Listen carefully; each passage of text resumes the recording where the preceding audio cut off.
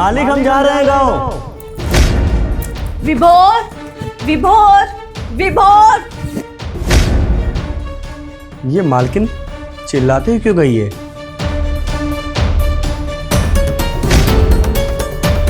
इतने सारे पैसे।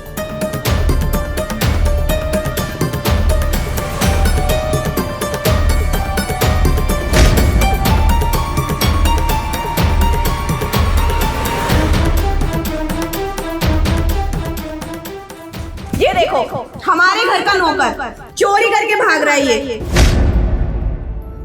रोहित, ये क्या सुन रहा हूं मैं तेरी मालकिन से? तू चोरी कर रहा? मालकिन कैसी बातें कर रही है? इतने साल से यहाँ काम कर रहे हैं, हम चोरी करेंगे भला? साहब जी, आप हमको समय पर पगार दे देते हैं और आपको पता था कि हम गांव जा रहे हैं तो आपने डबल पगार दिया है, तो आपको क्या लगता है हम चोरी करेंगे? अगर हमको कुछ चाहिए होगा तो हम आपसे मांग लेंगे ना। विपुल, तुम्हें ना इसकी बात सुनने की बिल्कुल भी जरूरत नहीं है। ये नौकर होते ही ऐसे हैं, पहले मालिक का दिल जीतते हैं और फिर घर में से ना सामान चोरी करके भागते हैं। तुम इससे पूछो क्यों जा रहा है एकदम से अचानक से? क्योंकि इसने चोरी की है, इसके बैग में ना पैसे हैं। लेकिन वर्षा, तुम रोहित पे इतना बड़ा इल्जाम लगा रही हो, इसका सबूत तो होना चाहिए ना। अगर इसने चोरी करी है तो पैसे कहाँ से गायब हुए और कहाँ गए हैं वो बात भी तो पता होनी चाहिए ना। ऐसे इस तरह से अपने घर के वफादार नौकर पे इल्जाम लगा देना ठीक नहीं है वर्षा। सबूत चाहिए, सबूत। और पुलिस भी सबूत ही मांगेगी अगर हम कंप्लेंट करेंगे तो। बताओ सबूत क्या है? विपुल, मेरे पास सबूत है। मैंने अभी तिजोरी चेक की है, वो पूरी खाली पड़ी हुई है और ये अभी जा रहा है, तो इसके बैग में पैसे हैं। इसी ने ही तिजोरी में से पैसे चुराए हैं। चेक करो इसका बैग। अरे मैम साहब, क्यों हम पे झूठा इल्जाम लगा रही हैं? हमको पता है कि हम चोरी करेंगे ही नहीं और हमारा ईमान बहुत साफ है मैम साहब। किसी का हराम का नहीं चाहिए हमको। आप हमारी ज़िंदगी क्यों ख़राब कर रही है मैम साहब?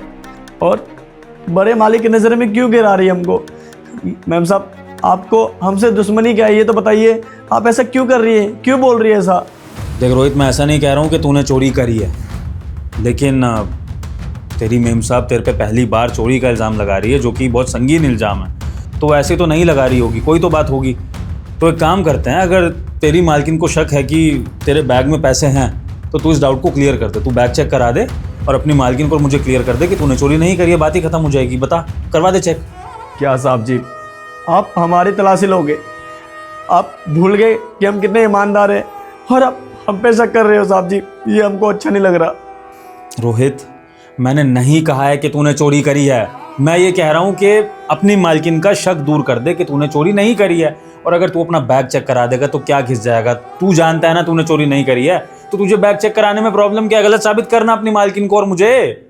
ठीक है मालिक, हम चेक करवा देते हैं, लेकिन हमारी जो शर्त है ना, अगर हमारे बैग में पैसा नहीं निकला ना तो आप मैडम जी के पर्स में चेक करिएगा, और अगर इनके पर्स में पैसा निकल गया तो आप जो हमको सज़ा देने वाले हैं वो सज़ा इनको दीजिएगा। बोलिए, मंजूर है आपको? तेरी इतनी हिम्मत, हमारे घर में रह के अब तू ऐसी बात कर रहा है? तू मेरा बैग चेक करेगा? विपुल, कैसी बातें कर रहा है? तुम इसे समझाते क्यों नहीं हो? इसका बैग चेक करो तुम। शांत शांत वर्षा, शांत। अब रोहित ने ना हद पार कर दी है तुम पर इल्ज़ाम लगा के। समझ सकता हूँ रोहित कि तुझे गुस्सा आ रहा होगा कि तेरे पर चोरी का इल्ज़ाम लग गया है। हो सकता है तूने चोरी ना करी हो रोहित, लेकिन इसका मतलब ये नहीं है कि तू अपनी मर्यादा खो दे। तू कैसे अपनी मालकिन पर रिवर्स में इल्ज़ाम लगा सकता है कि इसने चोरी करी होगी? है क्या कहना चाहता है तू? तेरी अगर मालकिन के पर्स में पैसे निकले तो इसने अपने घर से पैसे चुरा लिए? भला अपने घर से पैसा कोई क्यों चुराता है? मैं अभी तक तुझसे प्यार से बात कर रहा था, तेरी साइड ले रहा था कि नहीं, तुझे मैं चोर नहीं मानूंगा जब तक सबूत ना मिल जाए, और तू है कि गुस्से में अपनी मालकिन को। कोई बात नहीं, ठीक है, मान लेते तेरी बात। होगा तेरी मालकिन का पर्स चेक होगा वर्षा, करने देना इसको पर्स चेक, इसकी तसल्ली के लिए। लेकिन एक बार पहले ये साबित हो जाए कि कौन चोर है कौन नहीं, उसके बाद मैं कार्रवाई करूंगा। क्योंकि अभी ये पता लगना जरूरी है कि चोरी किसने करी। और मैं तुझसे वादा कर रहा हूँ रोहित कि जिसने भी चोरी करी होगी उसको सजा मैं अपने हिसाब से दूंगा, ये भी वादा रहा। लेकिन अब तेरे बैग की चेकिंग होगी रोहित, क्योंकि तूने पंगा लिया है मेरी बीवी पे इल्जाम लगा के। समझा? तो करा आप बैग चेक। ठीक है साहब जी, हम करवा रहे अपना बैग चेक। हमको पता हम चोर नहीं है साहब जी, और हमको आज बहुत बुरा लगा कि आपने हमको चोर समझा। आपकी तसल्ली के लिए और आपकी इज्जत के लिए हम चेक करवा रहे हैं। देखिए साहब जी, ये हमारे कपड़े, ये हमारे जूते, हमारे सामान, ये देखिए साहब जी। कुछ दिखा आपको इसमें? कुछ दिखा? पूरा बैग खाली है ना साहब जी। आप कैसे बोल सकते हैं कि हम चोर हैं साहब जी? साहब जी, हमने कभी ये उम्मीद नहीं की है आपसे कि आप हमको चोर बनाएंगे साहब जी। वर्षा, तुम्हारे सामने पूरा बैग खुल चुका है रोहित का, कुछ नहीं मिला है इसमें से। और तुम इतने दावे से कह रही थी कि रोहित ने चोरी करी होगी, तो फिर चोरी के पैसे कहाँ हैं? अगर इसने चोरी नहीं करी तो तुमने इतने दावे से इस पे इल्जाम क्यों लगाया? बताना जरा। वो पैसे ना इसी के बैग में थे, विभोर थे इसके बैग में पैसे, चोरी इसने की है। शांत हो जाओ तुम, नहीं करी है उसने चोरी, ठीक है? अब जब इल्जाम साबित नहीं कर पा रही हो तो जबरदस्ती इल्जाम लगाने की जरूरत नहीं है। 1 मिनट साहब जी, आप जो बोल रहे सब ठीक है, लेकिन इसका मतलब ये नहीं कि हम चोर नहीं है तो बात यहीं ख़त्म हो जाती है। सवाल पैसों का है ना, तो हमारा भी शर्त है, उसको पूरा करिए आप। अब करवाइए मैडम का पर्स चेक और देखिए कि कौन चोर है और कौन शरीफ है। सब आपको सच्चाई आपके सामने पता चल जाएगी साहब जी, करवाइए। रोहित, मैं सोच रहा था कि मैं इस बात से खुश हो जाऊं कि मेरे वफादार नौकर ने, मेरे छोटे भाई ने चोरी नहीं करी है, इस बात की खुशी मना लूं पहले मैं। लेकिन तू है कि अपनी जिद पर अड़ा है, ईगो आ गई ना तेरे में। कोई बात नहीं, कराएंगे, तेरी मालकिन का पर्स चेक भी कराएंगे। और तू जो एक्सपेक्ट कर रहा है ना कि तेरी मालकिन के पर्स से पैसे निकल जाएंगे, वैसा कुछ होने नहीं वाला है। लेकिन तू करा, अपनी ईगो सेटिस्फाई करने के लिए तू मालकिन का पर्स भी चेक करा। और वर्षा, इसको टोकने की जरूरत नहीं, करन दो उसको पर्स चेक। इसकी बहुत जिद है ना, मुझे भी तो फिर कार्रवाई करनी है ना आगे कि किसने पैसे चुराए किसने नहीं। तो उसको करन दो, जो भी इसको मिलेगा विलेगा कुछ है नहीं, उसके बाद में उसको मैं सबक सिखाऊंगा। तू कर भी पर्स चेक कर, तू कर। ठीक है साहब जी, हम दूध का दूध और पानी का पानी कर देते हैं अभी।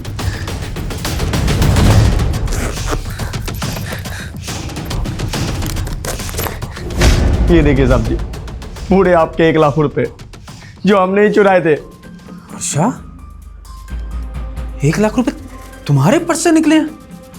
वर्षा, क्या है ये सब? मैं इतनी देर से ये सोच रहा था कि रोहित बदतमीजी कर रहा है, तुम्हारा पर्स चेक करने को बोल रहा है, लेकिन मुझे अंदाजा नहीं था कि वो इसलिए बोल रहा है कि पैसे तुम्हारे ही पर्स में निकलेंगे। अभी तक तो तुम रोहित पे चोरी का इल्जाम लगा रही थी, अब तुम्हारे पर्स से कैसे पैसे निकला है जान सकता हूं? विभोर, लेकिन ये मेरे पर्स में पैसे आए कहाँ से? मैंने खुद अपने हाथों से इसके बैग। क्या बोली तुम? क्या बोली तुमने? खुद इसके बैग में अपने हाथों से पैसे? क्या? अरे साहब जी, ये क्या बताएंगी, मैं बताता हूँ आपको। हम जो गांव के लिए जा रहे थे ना, तो ये मैडम हमारे झोले में ये पैसा रख दी थी और हमें फंसाने के लिए आपको बुलाने के लिए चली गई थी। वो तो हमने देख लिया पैसा डालते हुए और फटाफट मैडम के पर्स में पैसा डाल दिया। लेकिन हमें ये नहीं पता था कि बात यहाँ तक बढ़ जाएगी साहब जी। मैं जानना चाहता हूँ साहब जी कि मैडम ने हमारे साथ ऐसा क्यों किया। आप पूछे एक बार इनसे। हाँ वर्षा, तुम्हारा पति भी तुमसे जवाब चाहता है कि ऐसी क्या गलती कर दी हमारे घर के वफादार नौकर ने जो तुम इस पे इतना बड़ा इल्जाम लगा रही थी।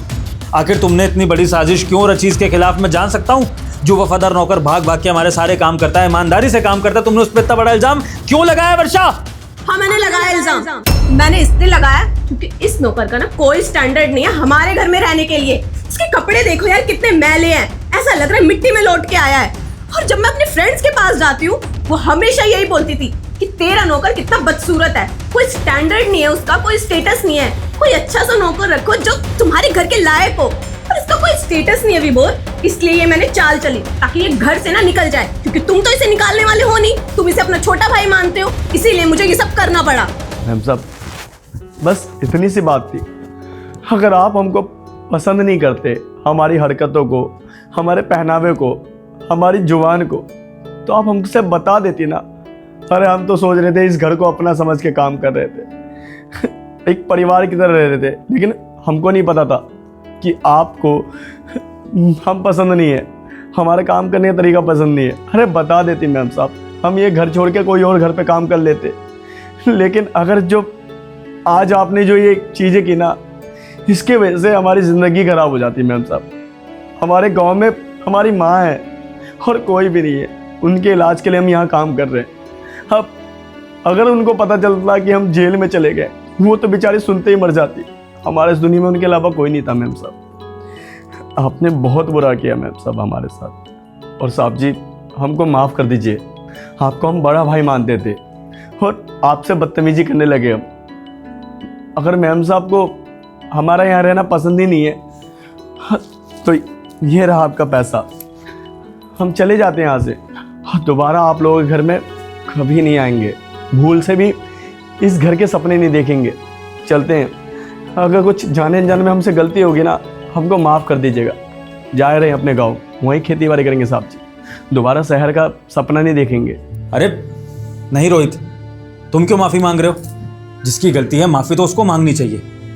और रोहित, वादे के मुताबिक जिसके बैग या पर्स में से पैसे निकलने तो उसको सज़ा मिलनी थी ना, तो मैं तेरी सो कॉल्ड अमीर मालकिन को एक सज़ा देना चाहता हूँ कि अब से ये मेरे घर में नहीं रहेगी, ये अलग घर लेके रहेगी, अलग नौकर रखेगी जो बहुत सुंदर होगा। ईमानदार होगा कि नहीं वो तो पता नहीं, लेकिन सुंदर होगा दिखने में। फिर वो जब कुछ गलत कांड कर देगा ना, तब इसकी सहेलियां जवाब देंगी कि घर में कैसा नौकर होना चाहिए कैसा नहीं। ठीक है वर्षा, जाओ निकलो मेरे घर से, जाओ कोई अच्छा नौकर रखो और अलग घर में रहो। और मैं सबको बता दूंगा कि मेरी बीवी को ना कुछ फोबिया है कि उसको अपने आसपास ना अच्छे दिखने वाले इंसान चाहिए। क्या पता कल को अपने पति के लिए भी यही बोल दो कि नहीं तुम अच्छे नहीं दिखते, मुझे कोई और चाहिए। तो वर्षा, हाथ जुड़वाओ मेरे, मुझे नहीं रहना तुम्हारे साथ, निकलो मेरे घर से, निकलो। अरे साहब जी, आप हम गरीब के चक्कर में आपस में क्यों लड़ रहे हैं साहब जी? अपना रिश्ता, अपना घर मत खराब करिए साहब जी। हमारा क्या है, हम कहीं भी गुजारा कर लेंगे, लेकिन आपका परिवार, आपका सब कुछ मैडम जी है ना साहब जी। ऐसा मत करिए साहब जी, प्लीज़। सुन ना रोहित, देख मैं चाहता नहीं हूँ कि तू ये नौकरी छोड़े, फिर भी तेरे साथ जो हुआ है, अगर तेरे को लगता है कि तेरी डिसरिस्पेक्ट हुई है, तेरे आत्मसम्मान को ठेस पहुंचा है, तो तू ये नौकरी अपनी मर्जी से छोड़ सकता है। बट मैं बड़ा भाई होने के नाते तुझे आश्वासन देता हूँ भाई कि तुझे इस घर में दोबारा कभी ये प्रॉब्लम फेस नहीं करनी पड़ेगी। चाहे मैं खुद इस बात की जिम्मेदारी लूँ कि कोई ऐसा तेरे साथ करने की कोशिश भी करेगा तो मैं भले उसे घर से बाहर निकाल दूंगा, लेकिन तेरे ऊपर कभी आँच नहीं आने दूंगा, ये मेरी गारंटी है। तो अगर तू अपने बड़े भाई का सम्मान करता है, यहाँ पर नौकरी कर सकता है गाँव से आने के बाद, तो देख लियो, वरना जैसी तेरी मर्जी है भाई। मैं तुझे फोर्स नहीं करूँगा क्योंकि गलत तो हुआ है तेरे साथ। ठीक है साहब जी, अगर आप चाहते हैं कि आपका छोटा भाई की तरह हूँ मैं, और मैं ईमानदारी से काम करता हूँ, तो मैं इस घर में ईमानदारी से ही काम करूँगा। बस मेरी माँ की तबीयत ठीक हो जाए और मैं जल्दी गांव से आ जाऊँ। ठीक है साहब जी, चलता हूँ। चल ठीक है भाई, फिर तो होया गाँव और आज ही बाद में आराम से। दोबारा कभी ऐसा नहीं होगा, मैं पक्का प्रॉमिस कर रहा हूँ, है ना? चलते हैं साहब जी।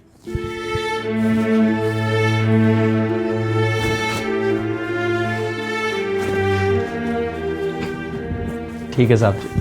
ख्याल रखिए और आंटी जी को हमारा नमस्ते बोल दिए। ठीक है साहब जी। वर्षा, ये पहली और आखिरी गलती थी तुम्हारी। इसके बाद अगर इस तरह की साजिश मेरे घर में हुई तो वो शायद हमारे रिश्ते का भी आखिरी दिन होगा, समझी?